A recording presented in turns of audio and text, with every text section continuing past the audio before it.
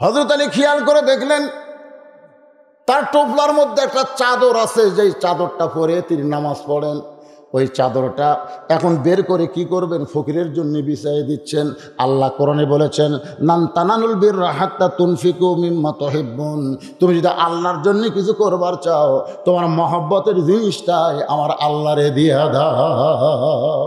ওই চাদরটা মাটিতে বিছাইয়ে দিয়ে ফকিরকে হযরত আলী ওই চাদর উপরে বসায়া এখন দরজায় সালাম দিচ্ছেন। আমার মায়েরা যারা পর্দার অন্তরালে একটু মনোযোগ দিয়ে শুনবেন। হযরত আলী দরজায় সালাম দিচ্ছেন, আসসালামু আলাইকুম ইয়া আহলাল বাইত। যেই মাত্র হযরত আলী সালাম দিয়েছে, অন্দর মহলে ফাতেমা ছিল অন্দর মহলে। স্বামী দরজায় সালাম দিছে, আর স্ত্রী আছে কোথায়? অন্দর। খুব খেয়াল করবেন, এটা আপনাকে জানা দরকার। অন্দর। ইমাম গাজ্জালিকে অন্দরমহল সম্পর্কে বলা হয়েছিল যে হুজুর অন্দরমহল কি? ইমাম গাজ্জালি বললেন কবর। যেই বলছে কবর, সব ছাত্র শ্রমিকরা কয় হুজুর অন্দরমহল কবরের সাথে কেন তুলনা? ইমাম গাজ্জালি বললেন, একটা মেয়ে মানুষ মারা গেলে ওই মেয়ে মানুষকে যারা কবরের মধ্যে নামাবার পারবে, কেবলমাত্র তারাই অন্দরমহলে ঢুকতে পারবে। কি বুঝলেন আপনারা? আমার কথা কি বুঝতে পারলেন? কি বুঝলেন? একটা মেয়ে মানুষ মারা গেলে ওই মেয়ে মানুষের লাশ ধরে যারা কবরে নামাবার পারবে, কারা ধরবার পারবে?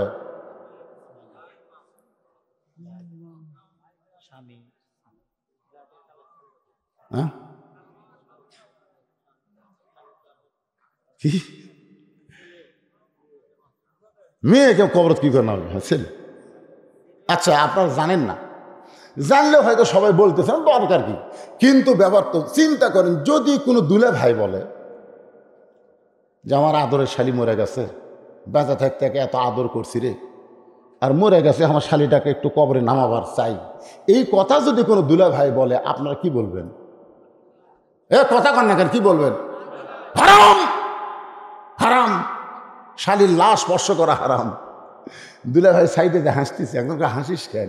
বলে হাসার কারণ হলো আমি এক মোটর সাইকেল কিনছি এই শালির জন্যই। আমি যেটি বসে থাকি সেটি হলো দোপা, সেটি কি, আর পিছন দিকে উঠছে দেখবেন কতগুলো মোটর সাইকেল করে নামছে, যেটি মরদ মানুষ বসে থাকে ওই জায়গায় কিন্তু নিচু, আর পিছন দিকে সিট এরকম উপর দিকে। মেয়ে মানুষ যদি বসে হাইলে আর পিঠের সাথে যায়, শুয়ে থাকে, খুব মজা পায়। এই জন্য অ্যাক্সিডেন্টও বেশি হয়। জোরে খান কথা ঠিক, এরকম মজা। তো জীবিত অবস্থায় এই শালি আমার হাতের থেকে জোর করে 500 টাকা লিছে, আমি দিবার চাইনি, হাতের থেকে জোর করে খোসা লিছে, চিমটি দিছে, কামড় দিছে। এই যখন জেতা ছিল তখন আমার হাতত কামড় দিয়ে 500 টাকা লিছে। জীবিত অবস্থায় লাড়াচাড়া সবই হলো, আর মরার পরে লাশ ধরা যাবে না? কারণ জীবিত অবস্থায় কেউ বাধা দেয়নি, তো কেউ হারাম করেনি।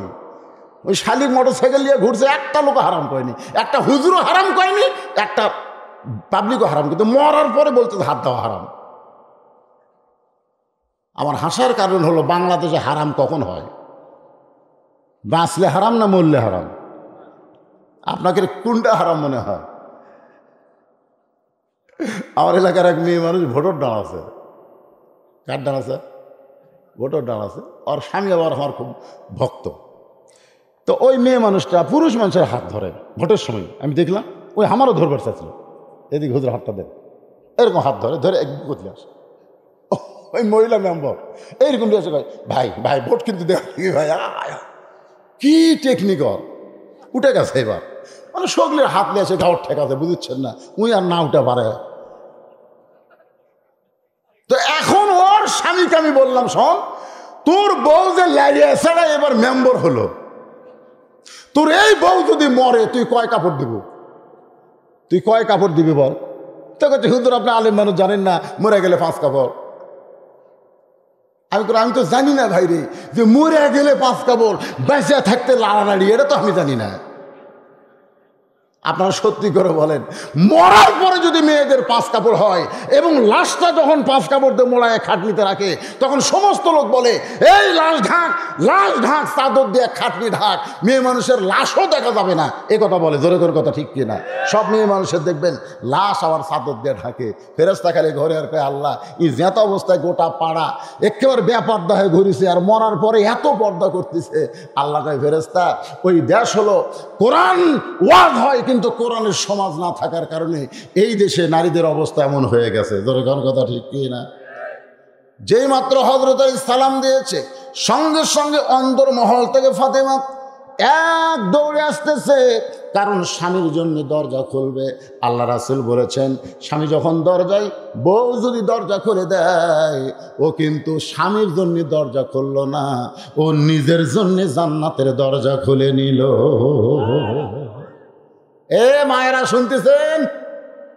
মা, স্বামী যদি দরজার ডাক দেয়, তাহলে বউ যদি এসে দরজা খুলে দেয়, ওই বউ স্বামীর জন্য দরজা খোলেনি, নিজের জন্য জান্নাতের দরজা খুলছে। গরিব মানুষেরা কিন্তু এই বউ দরজা খুলতেছে, কিন্তু ধনীকের ভাগ্য খারাপ।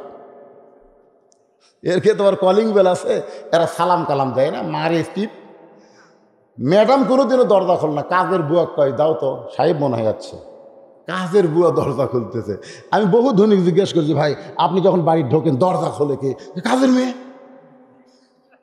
ওই কোনোদিনও করলো না, আমার বউ খুলে দিছে, এ কথা কোনোদিনও কয়। তার মানে ধনীর বউয়েরা জান্নাত পাচ্ছে না, কারণ ওরা স্বামীর জন্য দরজা খুলবার পারতেছে না।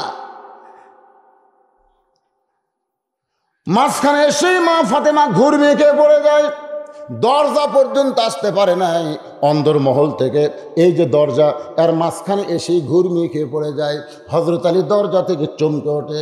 এখন হয়তো আপনারা বলবেন, হুজুর দরজা বন্ধ, ফাতেমা বাড়ির মধ্যে পড়ে গেল ঘুরমিয়ে খেয়ে, এরপরে হযরত আলী দরজা থেকে কেন চমকে উঠলো? কারণ আলীর ভিতরে এমন একটা এলেম ছিল।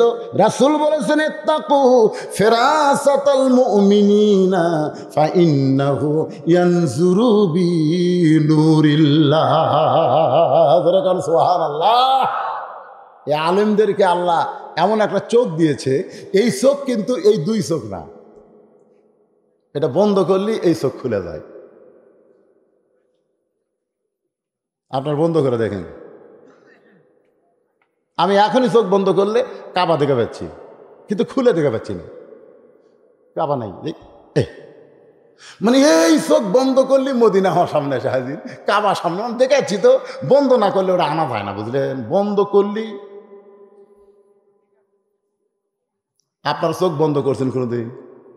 মানে এখনই বন্ধ করছে নাকি বাবা? এখন প্র্যাকটিস করে দেখো, সেই বাড়ি, বুঝলেন? হায় বাড়ি তো নয়, মনে হয় জান্নাত। চোখ বন্ধ করে দেখেন তো। মিশে মায়াই পয়লা তুমি করছো কত খেলা, পশ্চিমে তাকিয়া দেখো তোমার জীবনের ডুইবা যাবে বেলা।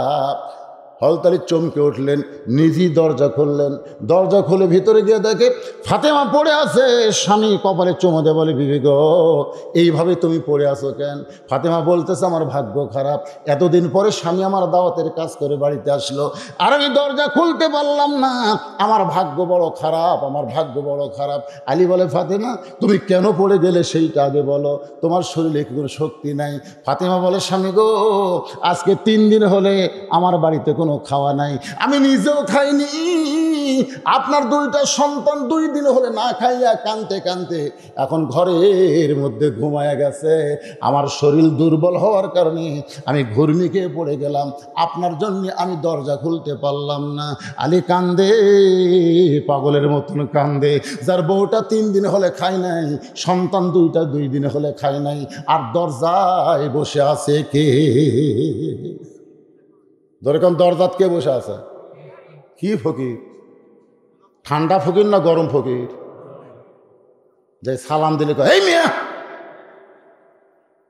এখন যদি আলী যায় ফকিরকে বলে, বাবা ফকির, ও বাবা, তোকে তো আমি কান্দত করে নিয়ে আসলাম বাবা, কিন্তু বাড়ির মধ্যে ঢুকে দেখতেছি আমার বউ 3 দিনের না খাওয়া রে, আমার সন্তান 2টা 2 দিন হলে খায়নি বাবা, মাফ কর রে, মাফ কর রে।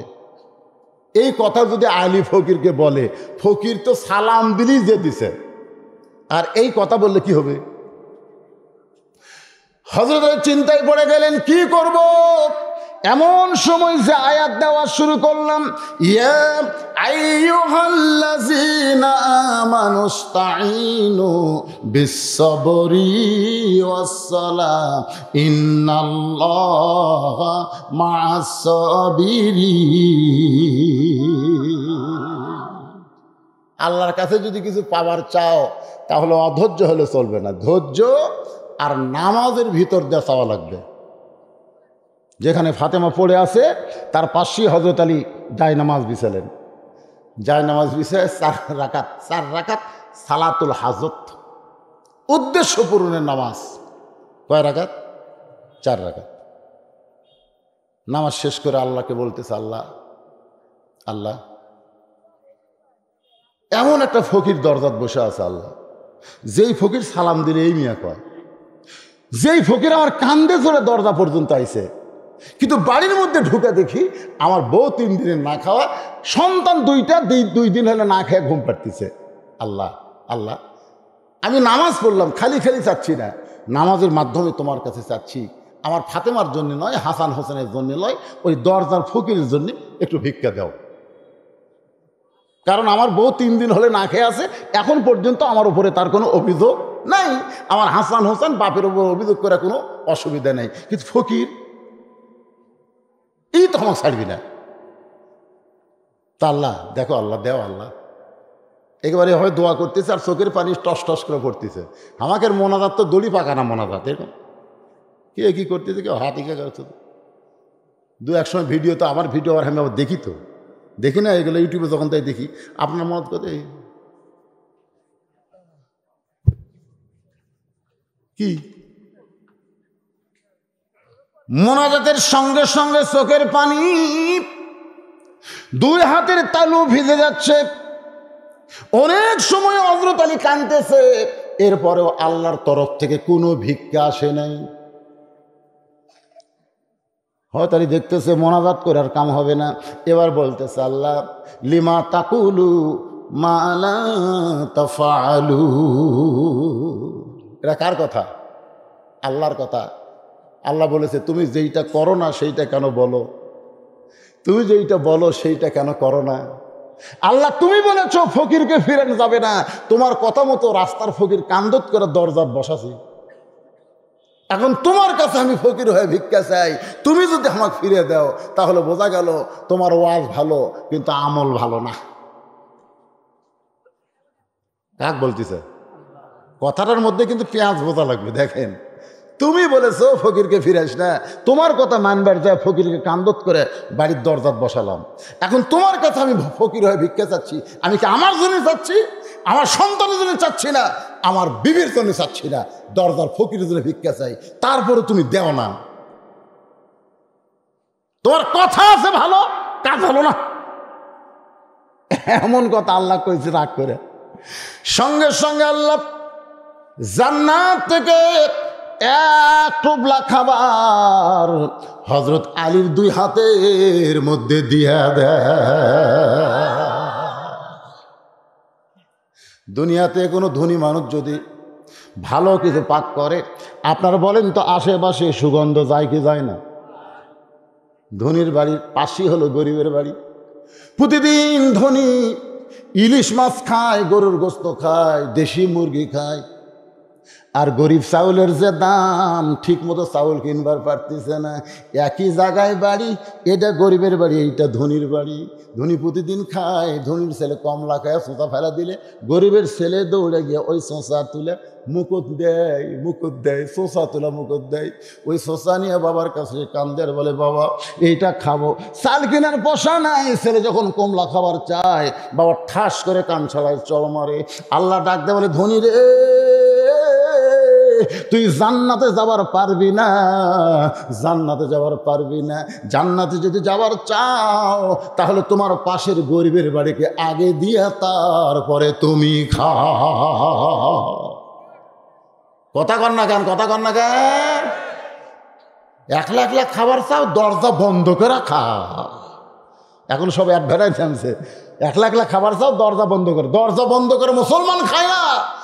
মুসলমানের জাতির পিতা ইব্রাহিম আলাইহিস সালাম সবসময় দস্তরখানা পিছিয়ে খাইছে। জোরে কোন কথা ঠিক কি না? একা একা খায়নি রে, একা একা খায়নি, সবসময় রাস্তার দাঁড়ে থাকতো, রাস্তার দাঁড়ে থাকতো। আল্লাহর কি কামে একদিন বিকেল হয়ে গেছে, বুঝলেন, কোনো মানুষ আমাকে জাতির পিতা ইব্রাহিম পাচ্ছে না। একটা বুড়া মানুষ আইছে, নিয়ে গেছে, নিয়ে তো দস্তরখানা বসে আবার বিসমিল্লাহ ছাড়াই শুরু করছে। হয়তো ইব্রাহিম বলতেছে বিসমিল্লাহ বলেন, বিসমিল্লাহ বিসমিল্লাহ। তোর না না, আমি তো বিসমিল্লাহ দল লই, আমি অগ্নি পূজা করি, আমি বিসমিল্লাহ কব কেন? যেই কথা আমি বিসমিল্লাহ দল লই, অগ্নি পূজা করি, খালি কাটে লিছে। ইব্রাহিম আলাইহিস সালাম দেখতে থেকে, শালা তুই তো মুসলমানই না, খালি খেডা লিছে। ফকির তো চলে গেছে। আল্লাহ ডাক দেয়, বলে ইব্রাহিম যাক, আমি 80 বছর হলে পাল্টিছি, আর এক সন্ধ্যে খিলাবে ফেললা না? আমি আল্লাহ 80 বছর ধরে রেজেক দেই, আর এক সন্ধ্যার দাওয়াত দিয়ে থালি কেড়ে নিলে? নবী আমার ডিগ্রি যদি রাখতে চাও, তাড়াতাড়ি দৌড় দাও। ইব্রাহিম ও ভাই রে, ফকির কয় কি হচ্ছে হুজুর? বুকত লেখা সব ভাই সব। কি জন্যে থালি কাইরা নিয়ে ডাকেন কেন? বলে আমার আল্লাহ ডাক দেয়, বলে ইব্রাহিম যাকে 80 বছর খাওয়ায়, এক সন্ধ্যা দাওয়াত দেয়া খাওয়ার পারলি না, সে আল্লাহ তোকে ডাক দিবার কইছে। অগ্নিপূজক কান্দার বলে আজ থেকে একদিন ছাড়া দিলাম, তোমার আল্লাহ কি আমার আল্লাহ মেনে নিলাম।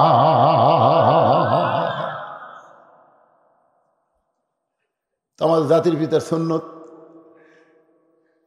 আমাকে এক মুরব্বী গ্রহণ করছে, কিন্তু কাম হলো মুরব্বীর আবার বউ গেছে মরিয়া, বুঝলেন তো। প্রতিদিন রাস্তার থেকে একটা করে ফকিল্লা বাড়িতে আসে। বেটার বউয়ের আর সহ্য হচ্ছে না। বেটার বউ কয়, বুড়া তুই কি ভাত দেওয়াই আমার কঠিন, তুই আবার কি আবার এ যত সহায় সম্পত্তি বাড়িঘর সব কিন্তু বুড়ার। যে বুড়া ফকিরকে নিয়ে আসে, বুড়া কিন্তু ইমনি আনে না, ওর জমা জমি সব সিলেক্ট দিছে। বুড়া এখন একলা খায় না, আমাকে আল্লাহ এত দিছে, একটা আমার বউ নাই, একটা আমার জাতির পিতার সুন্নত। বেটার বউ খুব মন খারাপ। একদিন স্বামী বলছে, দেখো তোমার বাপ কিন্তু বুড়া বয়সে ভীমরুদ্ধি ধরছে, প্রতিদিন একটা করে লোক লিয়ে এসে ভাত খায়। বেটা বলতেছে, এই ফকুর নেই, আমার বাপ সম্পর্কে কথা বলিস কেন? যে বাড়িতে এসে সেটা আমার বাপের, যে জমি সব আমার বাপের, তা আমার বাপ খিলাবি না, তোর বাপ খিলাবি? বউ কই রে, বাপও যেরকম বেটাও সেই রকম। তোর গান সুবহানাল্লাহ। এখন চিন্তা করতেছে কি করা যায়। মেয়ে মানুষের বুদ্ধি বোঝেন না। মুরব্বী একটা ফকির নিয়ে এসে কেবল বসাছি, বেটার বউ কাঁদতেছে। কি আছে বৌমা? আব্বা আপনি জানেন না তো, আপনি এরকম আজকে একটা লোক লিয়াচ্ছেন, ভালো মন্দ কিছু পাককর্ম কিছুই নেই। তো বুড়া বলছে, তাহলে ব্যাগ দাও, টাকা দাও। তো ব্যাগ আর টাকা দিয়েছে, আব্বা একটু ভালো মন্দ বাজার করে নিয়ে আসেন, আপনি একটা মানুষ নিয়েছেন, তা খিলান লাগবে না। মুরব্বী খুশি হয়ে বাজার করে গেছে। আর ওই বেটার বউ ওই বুড়ি যে ফকির যেটি বসে আছে, ওই ফকিরের কাছে যাই, মরিচ পিসটিছে আর কান দিচ্ছে। এদিক তো বুড়া হাট করবে গেছে। ফকির বলতেছে, কে আমার কান্দ কেন? বলে কান্দার কারণ হলো তুমি বাবা, তুমি। আমার জন্য কানতেছি না বাবা, তোমার জন্য। আমার শ্বশুর মধ্যে একটা ব্যারাম ঢুকছে, একটা করে ফকির লিঙ্গে ধরে নিয়ে আসে, আর এই যে শিল দেখতেছে, মরিচ দেখতেছে, এই শিলের আঘাত মরিচ দিয়ে তোমার 5 হাত ধরে দিবি। এর আগে দিয়েছিল বাবা, ওই ব্যবসা হয়ে গেছে, আজ যে তোমার কি হবে, এই জন্য আমি কান্দিছি। ফকির কয়, তাই তো রে, যেই দেশে ছায়া ভিক্ষা পাওয়া যায় না, আর সেই দেশে আমাকে হাত ধরে খিলাবে নিয়ে যাচ্ছে, এ বুড়ের তো মাথা খারাপ। বেটার বইয়ের কথা শুনে ফকির দৌড়। ফকির আর থাকে, ইদিক মুরব্বী বাজার করে নিয়ে যাচ্ছে, বাজার করে নিয়ে এসে বলতেছে, বৌমা বৌমা আমার মেহমান কোথায়? বৌমা বলতেছে, আব্বা প্রতিদিন একটা ভদ্র মেহমান আনেন, আপনি কি আনছেন? আপনাকে বাজার করে পাঠিয়ে দিয়েছি, আমি মরিচ পিস দিছি। ওই ফকির কয়, ওই শিল নেমো, ওই শিল নেমো। আপনি বলেন এই মরিচ পিসা বাদ দিয়ে শিল দেওয়া যায়? বুড়া বলতেছে, তুই আসলে ফকুনির বেটি, কিন্তু একটা শিল আছে তাই দেশে দে শিল। এই মরিচ মাখা অবস্থায় শিল দিয়া বুড়ে দৌড়ে, ও বাবা ফকির রে, এই যে শিল দে বাবা। ফকির কে হায় হায়, শিলের ভয় বাড়ি ছাড়ি, তাও বুড়া শিল ছাড়ে না। ওই ফকির এলাকার সমস্ত ফকিরকে বলে দিছে, ওই বুড়া কিন্তু রাস্তা খাড়ায় থাকবি, তোরা যাস না, গেলে কিন্তু এই বিপদ। ফকিরে ফকিরে মিল আছে না নাই? প্রতিদিন মুরব্বী বিকালে রাস্তায় দাঁড়ায় থাকে, কিন্তু একটা ফকিরও পায় আর ফকির পায় না। ফকিরে ফকিরে মিল আছে তো। এই জন্য বিয়াটাকে বিয়ে করানোর সময় একটু দেখে শোনা বিয়ে করানোর দরকার আছে না নাই? তাহলে ধনী বাড়ির সুগন্ধ যদি গরিবের বাড়িতে যায়, বেহেস্তের ভান্ডারের খাদ্য হযরত আলীর হাতে। আপনারা বলেন তো, জান্নাতের খাদ্যের সুগন্ধ আছে না নাই? আলীর হাতে। এই সুগন্ধ হাসান হোসেনের নাকের মধ্যে ঢুকে গেছে। বাপের হাতে খাবার সুগন্ধ ঢুকছে হাসান হোসেনের নাকে। কয়দিন খায়নি। এই গল্প আবার এটা শুরু করলো কে রে ভাই? ওই ভ্যানের উপর কে রে? এরা ওটি কি করে না? থাক অসুবিধা নেই, থাক। ওরকম সরে দিলেই বিপদ, বুঝলেন? তারা সরে গেলে কিছু একটা করবি, এটি থাক, কিন্তু গল্প করিস না।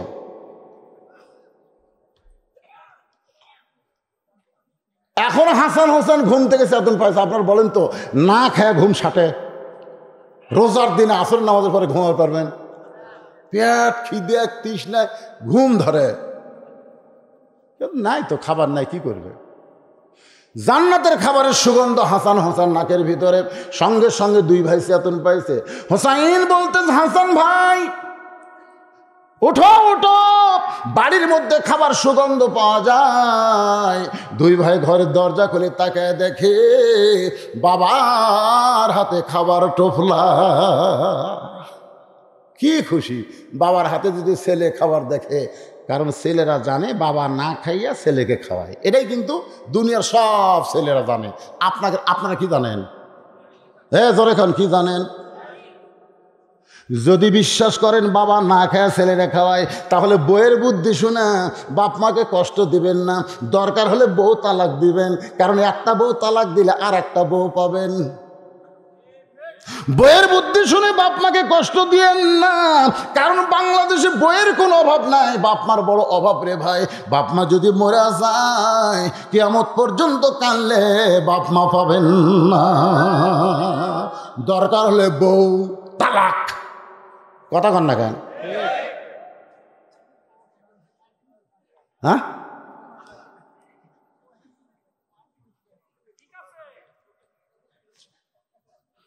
মুরব্বী, দরকার হলে কি তালাক?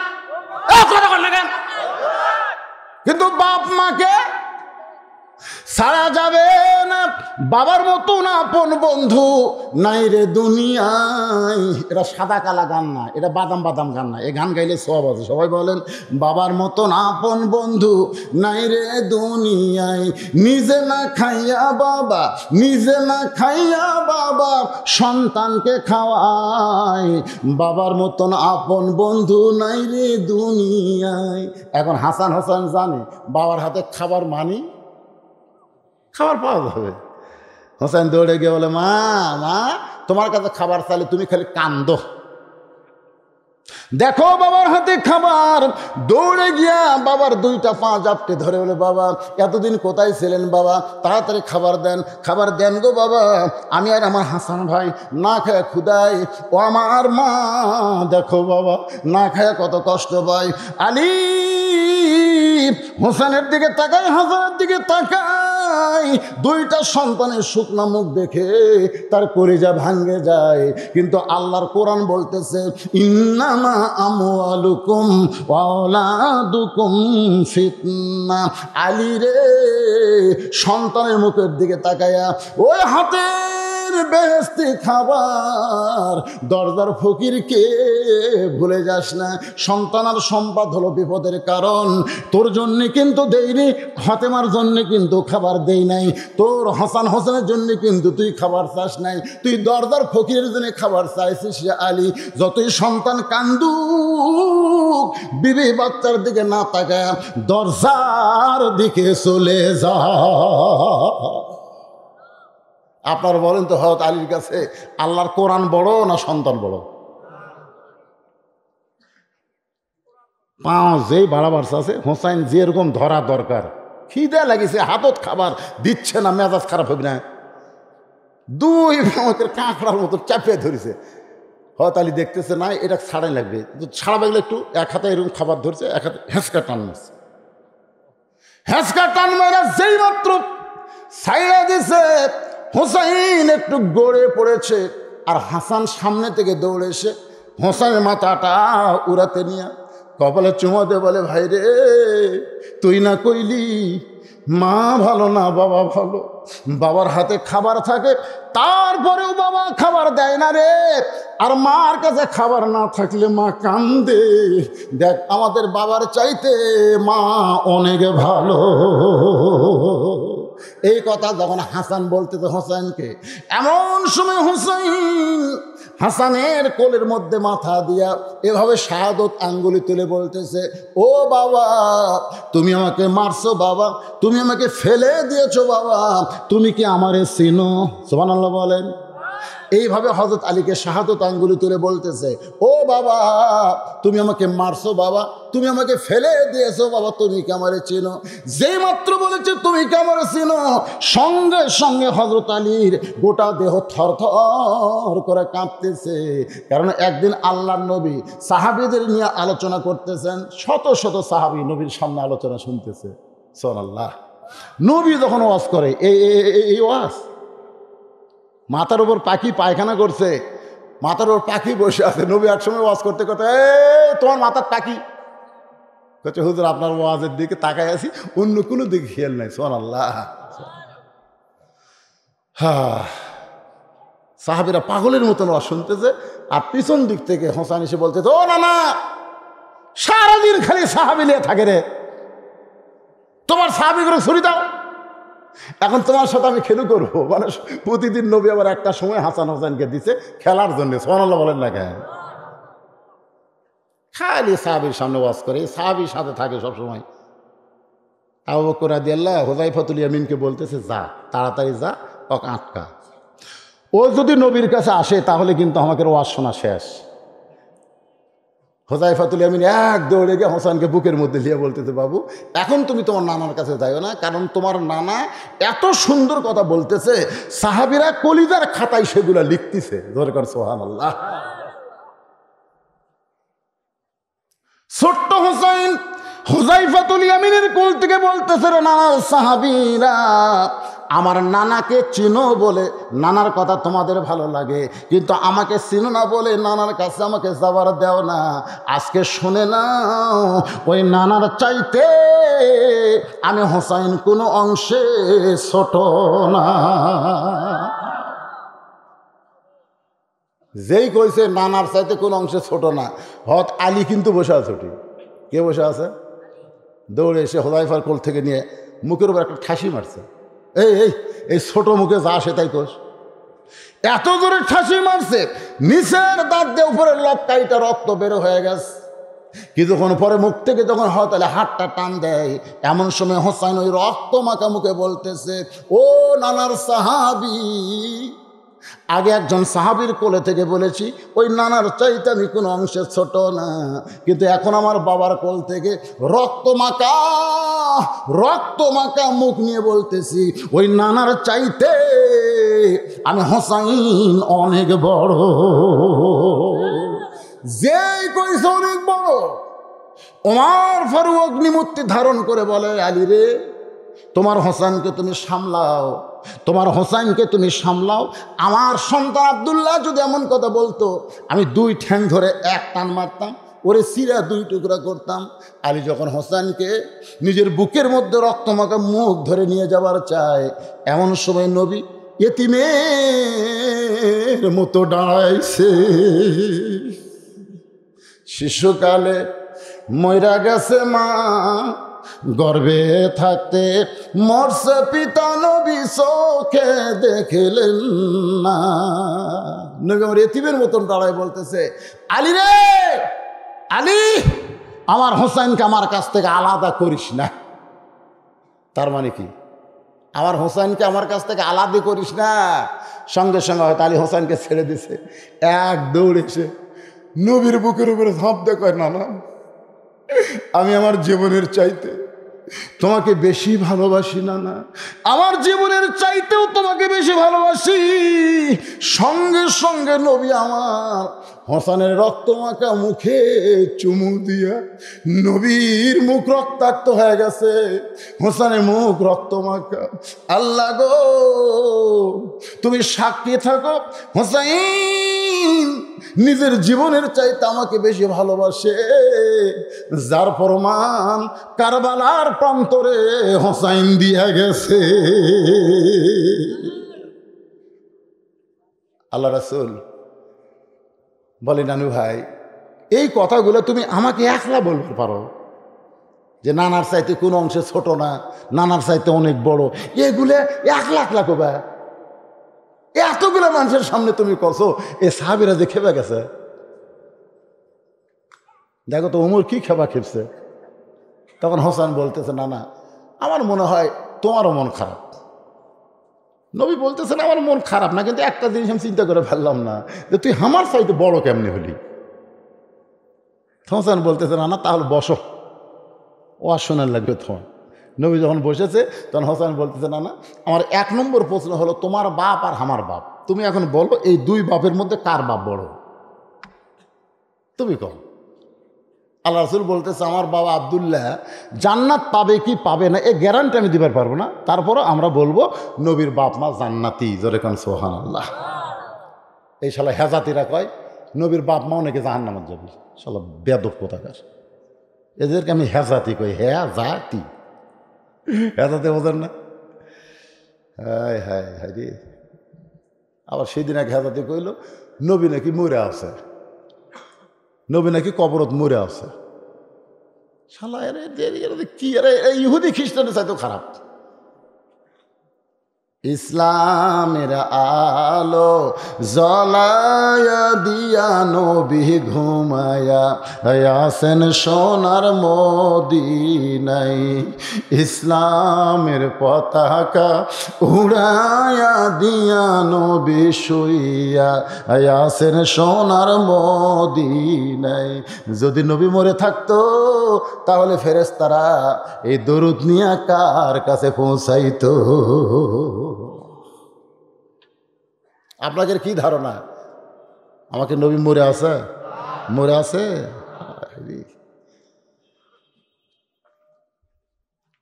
আবার এই যে কবর নিয়ে, রওজা নিয়ে, আবার এটা ফিতনা। আসলে নবীর হাদিস, মান যারা কবরি ওয়াজাবাত লাহু শাফাআতি ইয়াউমাল কিয়ামাহ। কেউ যদি আমার কবর জিয়ারত করলো, হাসরের ময়দানে তার শাফাআত করা আমি নবীর ওপর কি হয়ে গেল? ওয়াজিব হয়ে গেল। আরিফ বিন হাবিব কবর কছে, আর এনায়েতুল আব্বাসী বলতেছে নবী রওজা কবর করলো, কাফের। কবর মানে কি আগে বোঝা লাগবে তো ভাই। জান এই যে আমাদের মধ্যে সামান্য, এটা আবার ইউটিউবে এইটা আবার হেডলাইন করে। এরা আজকে কি হেডলাইন করবি? আজকে এতগুলো আছে, হেডলাইনগুলো থাকবে না, খালি বজুশীদের ফিরে শোয়াস। সেদিন দেখলাম কে যাচ্ছে যাচ্ছে, ওর নাম কি নয়ন নাকি? নয়ন আছে, মাছ দেওয়া লাগবে। এমন কাটিং কাটিং করে হেডলাইন করছে, আমার তো 1 সপ্তাহের মধ্যে ধরে নিয়ে যাওয়ার কথা।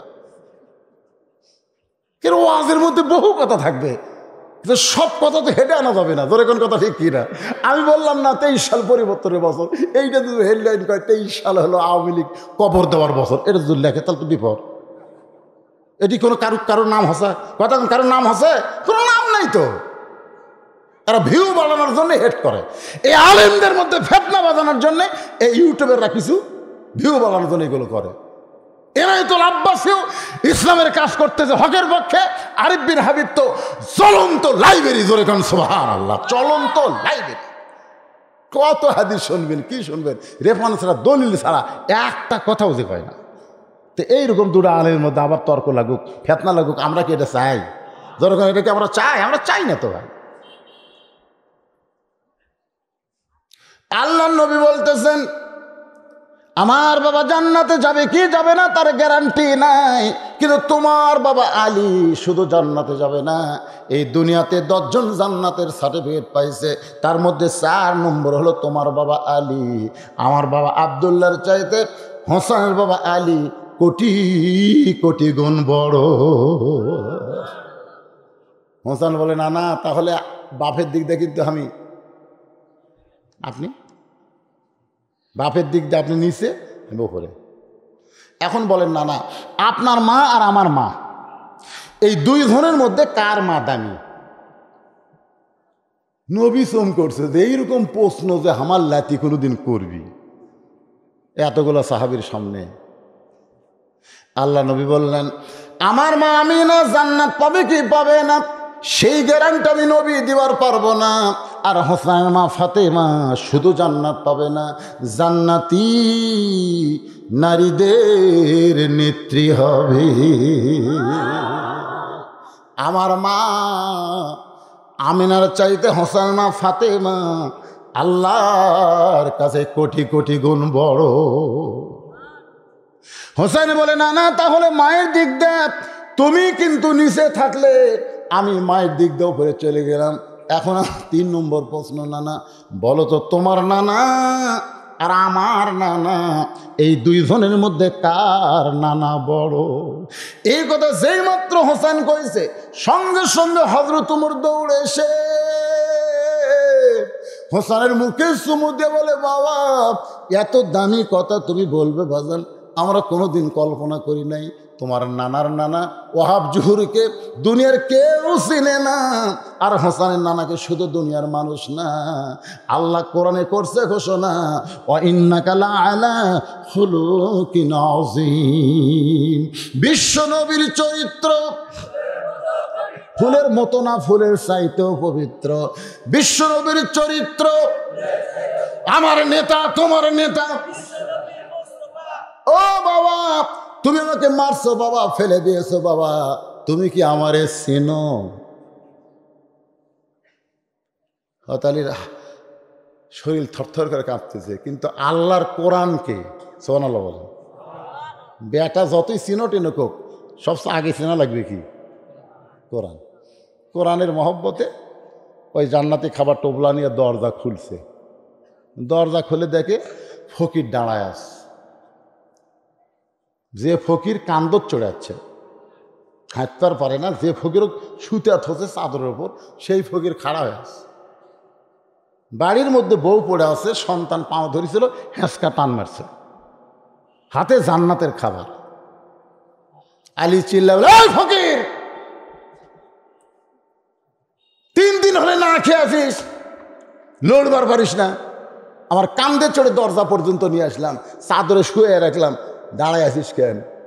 ফকির বলতেছে, ওয়ালাইকুম আসসালাম। আলী চমকে উঠছে, কে রে, সালাম দিলাম কখন, উত্তর দিল কখন? ফকির তুই তো আসলে ফকির না, বল বল তুই কে? কে রে তুই কে? আসলেই তো ফকির না, আসলে তাহলে কে? মুসলমান হিসাবে আমাদের জানার একটু অধিকার আছে না নাই? আল্লাহ কোরআনে বলেছেন, আল্লাযী খালাকাল মাউতা ওয়াল হায়াতা লিয়াবলুয়াকুম আইয়ুকুম আহসানু আমালান ওয়া হুয়াল আজিজুল গফুর। পরীক্ষা হবে ভাই, পরীক্ষা হবে। লিয়াবলুয়াকুম, তোমাদের পরীক্ষা করা হবে। কিসের পরীক্ষা? সাবজেক্ট কি? আহসানু আমালা, সুন্দর আমল। ঘড়ির দিকে তাকায় দেখেন রাত বেশি হয়নি, 12টা বাজছে। আমি ওয়াজ আরো কিছু করবো, অসুবিধা নাই, কিন্তু এই যে যারা কোরআনকে ভালোবাসলেন আলীর সঙ্গে, আলীকে এটা ফকির না, কে এটা শুনলেই আপনারা আশ্চর্য হবেন। তা আমি কোনো অস্ত্র কোনো জায়গায় থুয়ে যায় না, সব করেই যাই। কিন্তু সমস্যা হলো আমাকে এমন টাইমে, আমি তো আরও আগে এসে বসেছিলাম, কিন্তু টেজে আনতেছে না আদায়। আপনাদের গ্রামের ছেলে আমার বেলাল ভাই আদায় করতেছিল। আমি চিন্তা করলাম যে এই বেলকুচির মধ্যে, বেলকুচি, এনায়তপুর, বেলকুচি, চৌহালি, এই 3 থানার মধ্যে খালি টেকা চাওয়া লেওয়া যায় না। শোন আগে কথাটা শোনেন। আমি আপনাদের এলাকার ওয়াজ করিনি, খালি বলছি দেন। একবার ওই যে কি ওরা ক্ষিদ্র মাটিয়া আমি বলছি ভাই 10,000 টাকার 10 জন প্লেয়ার, একজন করছে হুজুর আমি 1 লাখ 10টা লাখ বিঘা। আমি এটা কোন জায়গারে, পরে গোটাল টেবিল গেলে 500 টাকা 100 টাকা ঠিক। আমি কেন এটা কোন দেশ রে বারে, বেলকুচি হুজুর। তো এটাও বেলকুচি। এই রাজারা কি ফকির হসে, এই রাজারা কি ফকির হসে, এই রাজাপুর ফকিরের মতন টাকা দান করলো, 10,000 টাকা কেউ দেয়নি। আমি চিন্তা করলাম এরা কি করবি, এরা মাদ্রাসা চলাবি কেমনে? এ মাদ্রাসা ভাঙ্গা তো বক্তা বিদায় করা লাগবে, জোরে কোন কথা ঠিক কিনা? মাসের ইটা খুলে খুলে বেছে বক্তা বিদায় কর, বক্তারও তো টেকা ছাড়বি না।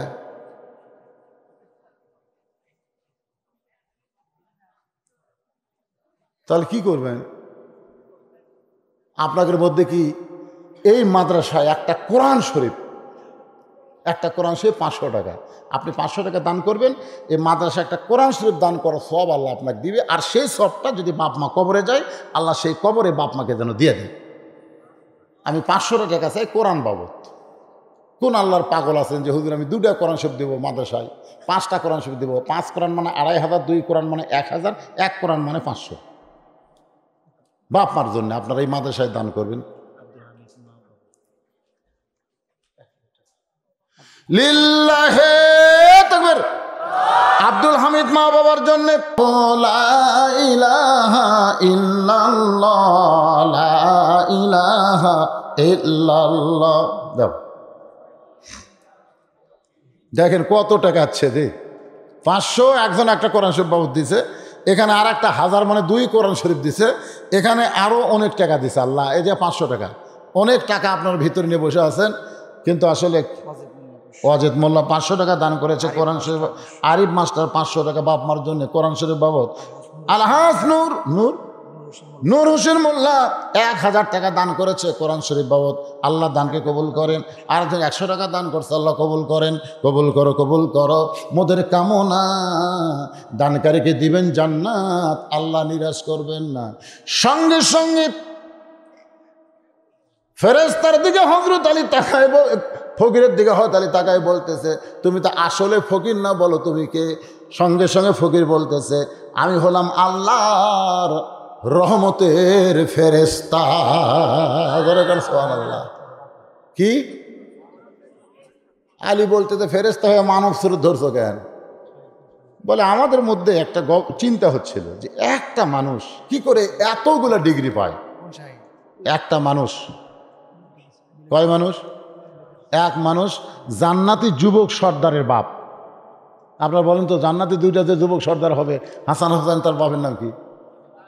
সেই মানুষটাই আবার জান্নাতি নারীদের নেত্রীর স্বামী। আল্লাহ নবী পর্যন্ত বলেছে যে আমার আলীর মতন সৌভাগ্যবান কোনো নবীও হয়নি, কোনো সাহাবীও হয়নি, কোনো মানুষ কিয়ামত পর্যন্ত হবে না তো কেউ। আল্লাহ রাসূল বলেছেন আমিও হইনি। কি জন্যে? বাপ হিসাবে আলী আমার চাইতে বেশি সৌভাগ্যবান, কারণ তার 2টা সন্তানকে আল্লাহ জান্নাতের যুবক সর্দার বানায় দিবে। সুবহানাল্লাহ বলে। স্বামী হিসাবে আলী আমার চাইতে বেশি সৌভাগ্যবান, কারণ আলীর বউ ফাতেমা জান্নাতে নাইদের নেত্রী হবে। জোরে কোন সুবহানাল্লাহ। আবার সে আলী হচ্ছে আনা মাদিনাতুন এলমে ও আলী ও বাবুহা। রাসূল বলেছে এলমের শহর, আলী হচ্ছে তার দরওয়াজা, জ্ঞানের রাজা। জোরে কোন সুবহানাল্লাহ। আবার সে আলী জিহাদের ময়দানে কয় নম্বর? কেন হযরত আলীর জিহাদি জীবন পড়েননি? পড়বেন। হযরত আলীর জিহাদি জীবন একটা বই পাওয়া যায়।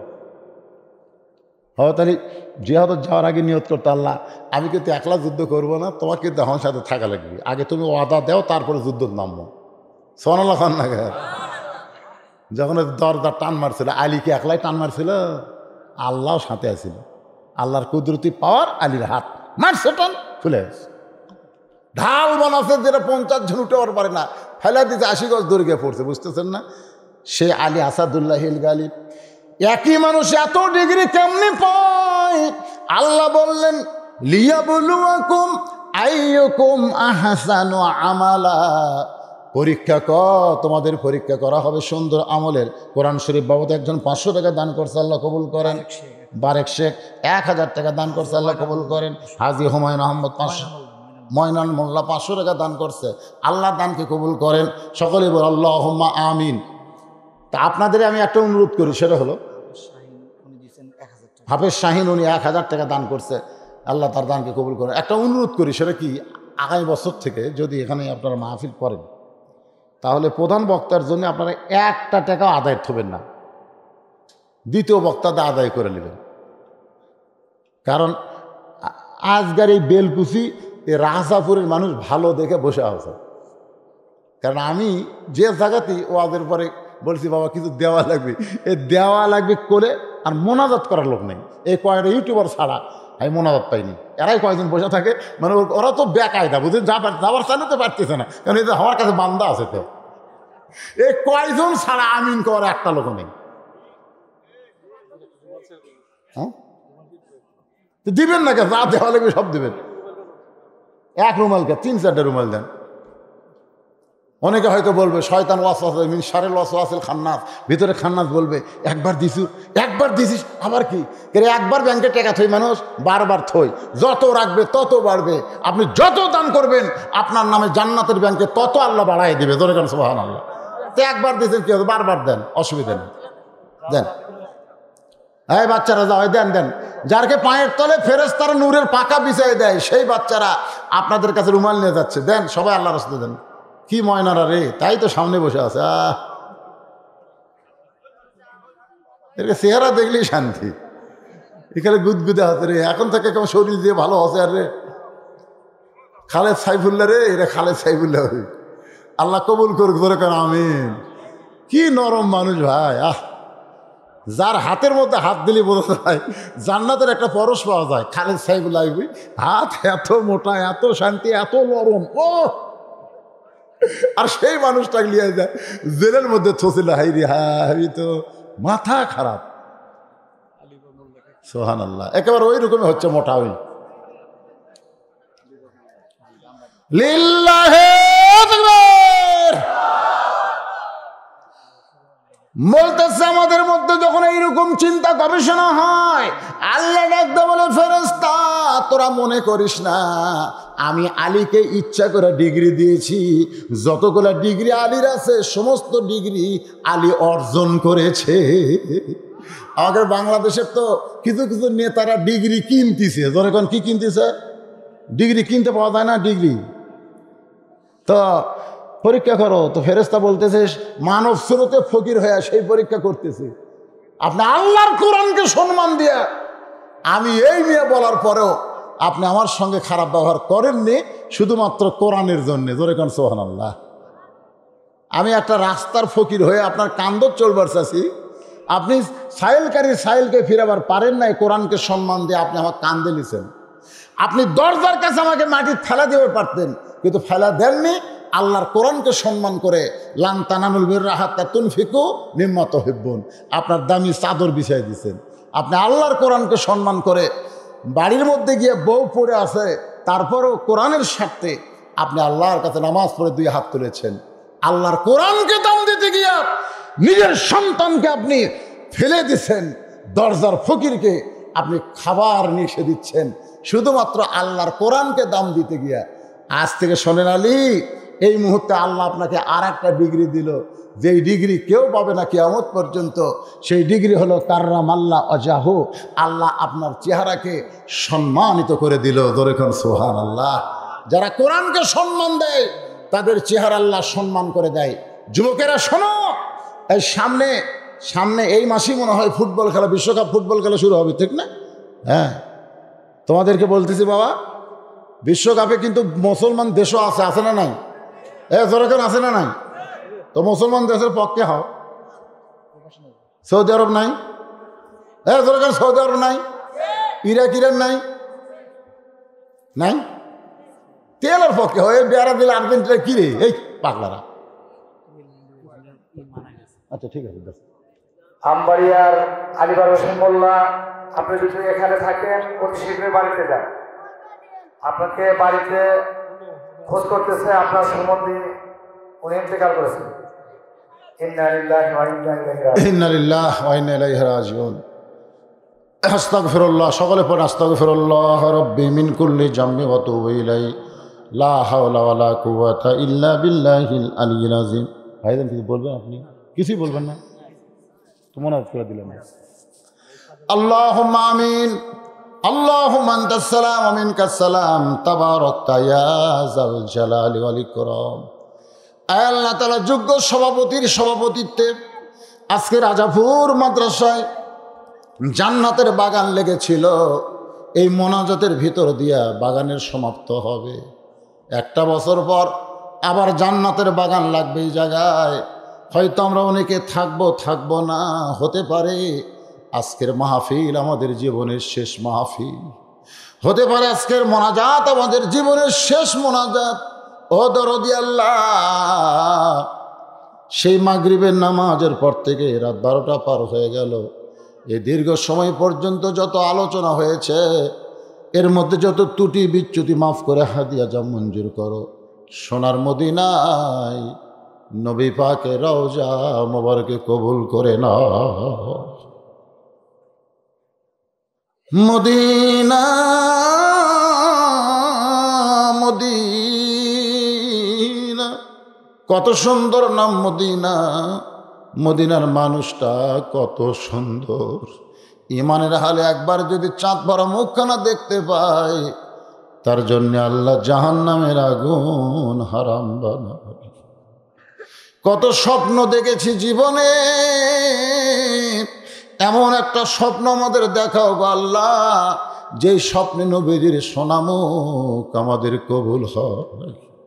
তামাম আম্বিয়ায়ে কেরাম, আসহাবে কেরাম, উম্মাহাতুল মুমিনিন, শহীদ শহীদান, জান্নাতুল বাকি জান্নাতুল মাওয়া, এ রাজাপুর গোরস্থানে যত মুর্দা শুয়ে আছে আল্লাহ, সকলের কবরে সওয়াব পৌঁছায় দেয়।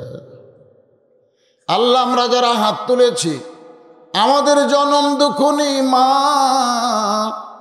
ছোট্ট একটা শব্দ মা, কিন্তু কি মধু নামের ভিতর। যাদের মা নাই তারাই বুঝতেছে। এই দরদের মা যাদের কবরের ঘরে, আল্লাহ মেহেরবানি করে মায়ের কবর জান্নাতের টুকরা কবুল করো। বাড়ি ঘর সবে আছে, বাবা চলে গেছে আমার কবরে, হাজু দলিলে বাবার নাম, সব জায়গায় বাবার নাম। আমি কার ছেলে বাবার নাম, আমি সহ যারা বাবা হারাইতি। আল্লাহ বাবার কবরকে জান্নাতের টুকরা বানাও। আল্লাহ এই মাদ্রাসাকে কিয়ামত পর্যন্ত কবুল করো। এই মাদ্রাসার জায়গা দিয়া, জমি দিয়া মাদ্রাসা গড়ায় যারা কবরে চলে গেছে, আল্লাহ তাদের কবরকে জান্নাতের টুকরা বানায়া দাও। বর্তমানে যারা মাদ্রাসায় দায়িত্বে আছে, সুন্দর করে আবার নতুন করে মাদ্রাসা পরিচালনা করার হিম্মত তৌফিক তাদের দান করে দাও। আল্লাহ আজকের মাহফিলের সম্মানিত সভাপতি মুফতি সাহেব, আলেম সাহেব, হাফিজ সাহেব, আল্লাহ তুমি তাকে কবুল করো। আল্লাহ আজকের মাহফিলে 2 জন সম্মানিত বিশেষ অতিথিবৃন্দ আল্লাহ কবুল করো। আলেম ওলামাদের কবুল করো, হাফেজকারীদের কবুল করো। আল্লাহ মাজলুম আলেম যারা আজকে জেলখানায় বন্দি জীবন কাটছে, আল্লাহ আল্লাহ কোরআনের পাখিগুলোকে আবার কোরআনের ময়দানে ফিরিয়ে দাও। আল্লাহ আল্লাহ হক কথা বলে নাম মামুনুল হক, আল্লাহ আজকে জেলখানায় বন্দি, কলিজার টুকরা আমার আমির হামজা জেলখানায় 50 বছর যিনি কোরআনের তাফসীর করলেন, আমার ওস্তাদ আল্লাহর ওলি জেলখানায়। আল্লাহ আল্লাহ তুমি সব পারো, আল্লাহ তুমি সব পারো। তোমার দরবারে আমাদের করুণ আর কাকুতি। আল্লাহ এই ময়না পাখিগুলোকে আবার তুমি কোরআনের ময়দানে ফিরে দাও। আল্লাহ আল্লাহ আমি গুনাহগার বলে ফিরাই দিও না। আল্লাহ আলেম ওলামা হাত তুলেছে, হাফেজের হাত তুলেছে, কচি কচি মাসুম বাচ্চারা মাদ্রাসার তালবে ইলম হাত তুলেছে। আল্লাহ ওদের মাসুম বাচ্চারা হাতের ওসিলায় আজকে আমাদের দোয়াকে কবুল করো। আল্লাহ আল্লাহ আজকে মাহফিল কমিটির সভাপতি, মাহফিল কমিটির সহসভাপতি, সেক্রেটারি, কেশিয়ার সদস্য, আল্লাহ সকলকে কবুল করো। আল্লাহ যারা নগদে বাকিতে দান করেছে, আল্লাহ সকলের দানগুলোকে কবুল করো। আমার মা বোনদের জন্য দোয়া করি, মা বোনদেরকে আল্লাহ তুমি কবুল করো আল্লাহ। আল্লাহ যুবকদের জন্য দোয়া করি, যুবকদেরকে 5 ওয়াক্ত নামাজি বানায় দাও আল্লাহ। আল্লাহ যুবকগুলোকে ফেসবুক এবং এই খেলাধুলা থেকে আল্লাহ, পাবজি ফ্রি ফায়ার খেলা থেকে আল্লাহ যুবকদের হেফাজত করো আল্লাহ। আল্লাহ মেসি নেইমারের ভক্ত না করে যুবকদেরকে হাসান হোসেন ভক্ত বানায় দাও আল্লাহ। এই আল্লাহ কবুল করো, যুবকদেরকে নিয়ে আসো তুমি আল্লাহ। আমরা বুড়োগুলো মরে গেলে যুবকরাই থাকবে দেশে আল্লাহ, মেহেরবানি করে। এই আল্লাহ তাআলা কত মানুষের জানাজার নামাজ আমরা পড়েছি, এই 2 হাতে কত কবরে আমরা মাটি দিয়েছি। একদিন আমরা সবাই মরে যাব। যেদিন আমাদের মরণ হবে, দিনটা যেন জুমার দিন হয়, মাসটা যেন রমজান মাস হয়। ইমানের সাথে, ইজ্জতের সাথে এই দুনিয়া থেকে বিদায় নেওয়ার সময় আমাদের জবানে জারি করে দিও লা ইলাহা ইল্লাল্লাহু মুহাম্মাদুর রাসূলুল্লাহ সাল্লাল্লাহু আলাইহি ওয়াসাল্লাম।